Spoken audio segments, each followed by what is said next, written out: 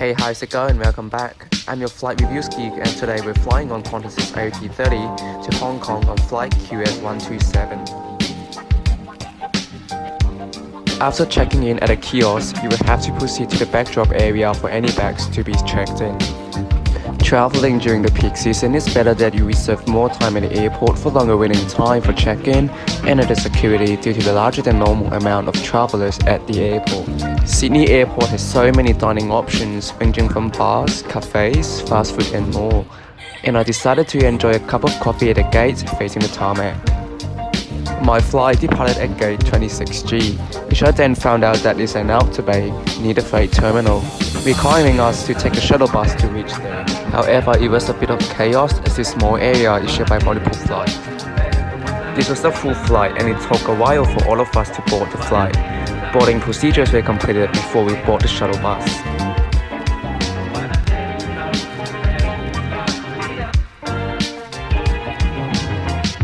The flight is flown by an A330-300 aircraft, which is supposed to be flown by the newer Boeing 787s. Luckily, the cabin of the A330s are consistent with those on the 787s, meaning that it is quite new and comfortable.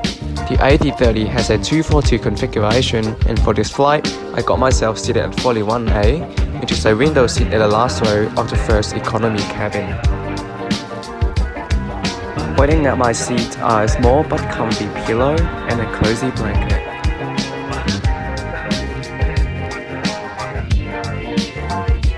So here's the seat from top to bottom: an entertainment screen, a storage pocket, a tray table, and a seat pocket.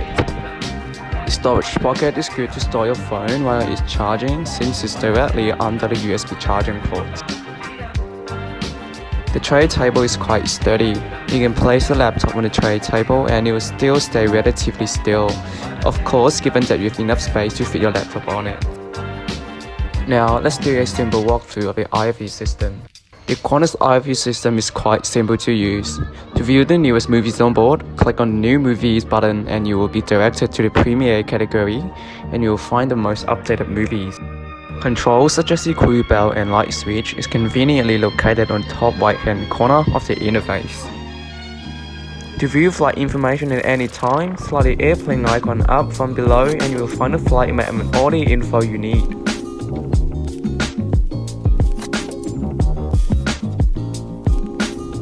You can also search for movies in different categories. Oh, one more reminder. If your headphones don't have any sound, the thing that you want to do before calling a crew for help is to make sure this audio jack is inserted into the inlet. And we finally departed with 15 minutes of delay.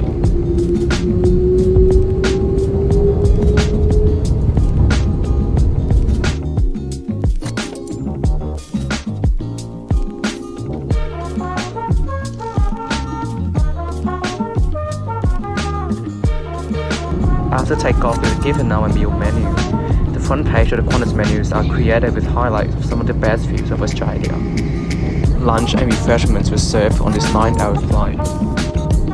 A bottle of water was also given. Finally, lunch was served. I went for the braised beef brisket with spicy roast carrots, and it was served with garlic and whole focaccia and a lemon cheesecake as the dessert. Unfortunately, one of the crews forgot to serve me the dessert. As I was waiting for my meal to be served, I noticed that a lot of passengers stood at this time and went to the lavatory. I just want to give a friendly reminder to fellow travelers that when meal service has commenced, avoid going to the lavatory unless necessary, because doing so will interrupt the service, requiring crew to go back and forth the cabin with a meal trolley. After meal service, I went to sleep, and this headrest with head support added extra comfort. The cabin lights were dimmed after meal service. However, not everyone is required to close the window shades by the crew, like I've experienced on other Qantas flights. Refreshments were served 2 hours before landing, and there was a choice between dumplings and a pumpkin tart. However, when it was my turn, only the tarts were available. The 9-hour flight nearly came to an end and we started our descent through some layers of cloud. As we made our approach into runway 25 right, we saw some great views of the bustling city from above. So, as a Qantas frequent flyer, I've enjoyed every moment of the flight. The crew are courteous and enthusiastic in the job. Catering was nice on the aircraft. The food definitely tastes better than they look. However, if I were to list something that could be improved, I would say is the variety of movies.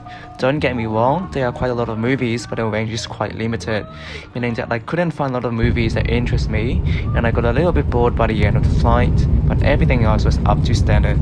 If you've enjoyed the flight report, please consider subscribing, as they will bring more content like this to you and more support to me. Thanks for watching the video, and I will see you again in the next flight review.